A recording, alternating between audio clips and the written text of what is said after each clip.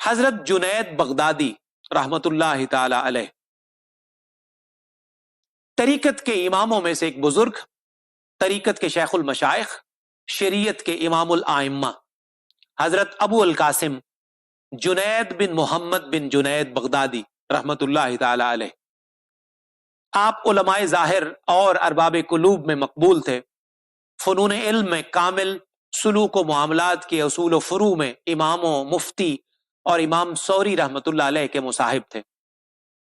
آپ کا کلام بلند اور حوال کامل ہیں، یہاں تک کہ تمام اہل طریقت آپ کی امامت پر اتفاق رکھتے ہیں اور کسی مدعی اور متصرف نے آپ پر اعتراض نہیں کیا ہے۔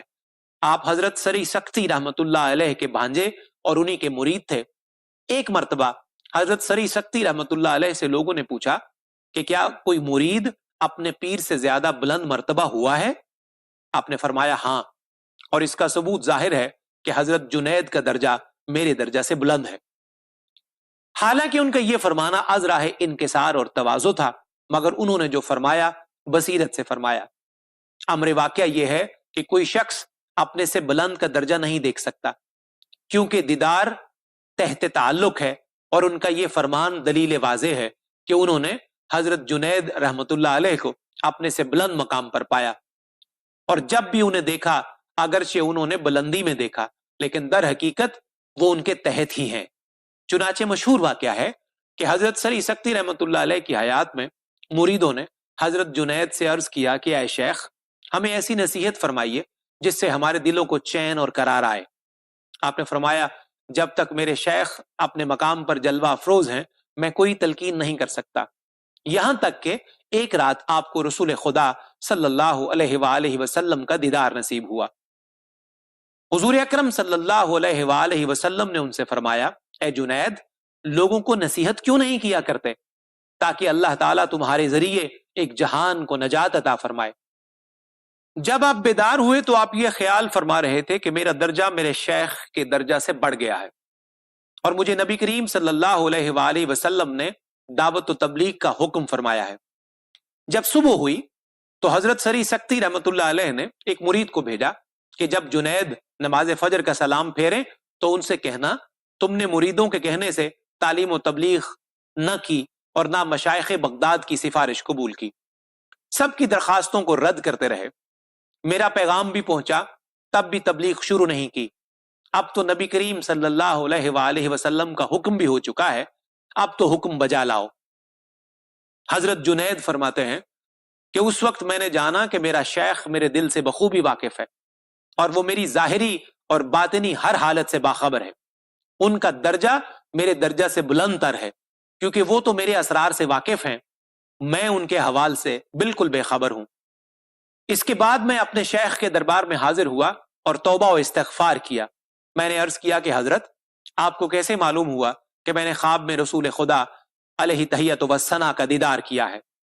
انہوں نے فرمایا کہ میں نے خواب میں اللہ رب العزت کو دیکھا، اللہ نے مجھ سے فرمایا کہ میں نے اپنے محبوب صلی اللہ علیہ وآلہ وسلم کو جنید کے پاس بھیجا ہے تاکہ وہ اسے حکم کریں کہ وہ لوگوں کو واعظ و تبلیغ کیا کریں تاکہ بغداد کے لوگوں کی دلی مراد پوری ہو جائے۔ اس واقعہ کی روشن دلیل یہ ہے کہ مرشد جس حال میں بھی ہو وہ مریدوں کی ہر حالت سے باخبر رہتا ہے۔ آپ کا کلام بہت بلند، پرمغز اور لطیف ہے، چنانچہ آپ کا ارشاد ہے نبیوں کا کلام حضور حق کی اطلاع دیتا ہے اور صدیقوں کا کلام مشاہدے کی طرف اشارہ کرتا ہے۔ خبر کی صحت نظر سے اور مشاہدے کی صحت فکر سے ہوتی ہے۔ خبر عین ذات کو دیکھے بغیر نہیں دی جا سکتی اور اشارہ غیر کے بغیر نہیں ہو سکتا۔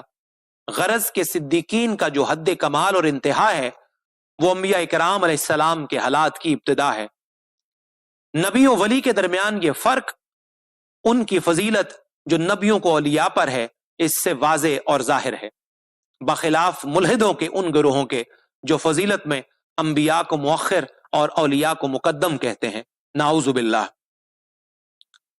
حضرت جنید بغدادی رحمت اللہ علیہ فرماتے ہیں کہ ایک مرتبہ میرے دل میں شیطان کو دیکھنے کی خواہش پیدا ہوئی۔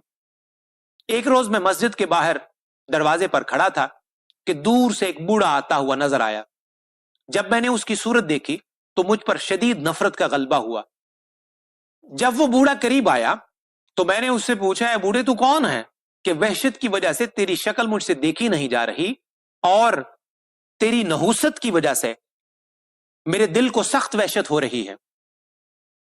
اس نے کہا, میں وہی ابلیس ہوں جس کے دیکھنے کی تم نے تمنا کی تھی. میں نے کہا, او ملعون, حضرت آدم علیہ السلام کو سجدہ کرنے سے تجھے کس چیز نے باز رکھا تھا؟ ابلیس نے کہا, اے جنید, تمہارا کیا خیال ہے میں غیر اللہ کو سجدہ کر لیتا؟ حضرت جنید فرماتے ہیں کہ ابلیس کی یہ بات سن کر میں ہکا بکا اور ششدر رہ گیا اور مجھے کوئی جواب نہ بن پڑا. اتنے میں غیب سے ندا آئی کہ اے جنید, اس ملعون کو کہہ کہ تو جھوٹا ہے, اگر تو فرما بردار ہوتا تو اس کے حکم سے انکار نہ کرتا اور ضرور اس کا حکم بجا لاتا. شیطان نے میرے دل کے اندر سے یہ آواز سنی تو وہ چیخا اور کہنے لگا, خدا کی قسم تم نے مجھے جلا دیا ہے. پھر وہ اچانک غائب ہو گیا. یہ حکایت آپ کی حفاظت و عصمت کی دلیل ہے, اس لیے کہ اللہ رب العزت اپنے اولیاء کی نگہداشت فرماتا ہے اور ہر حال میں انہیں شیطان کے شر اور فساد سے محفوظ رکھتا ہے. آپ کے ایک مرید کے دل میں یہ گمان پیدا ہو گیا کہ وہ کسی درجہ پر پہنچ گیا ہے اور وہ آپ سے منہ موڑ کر چلا گیا.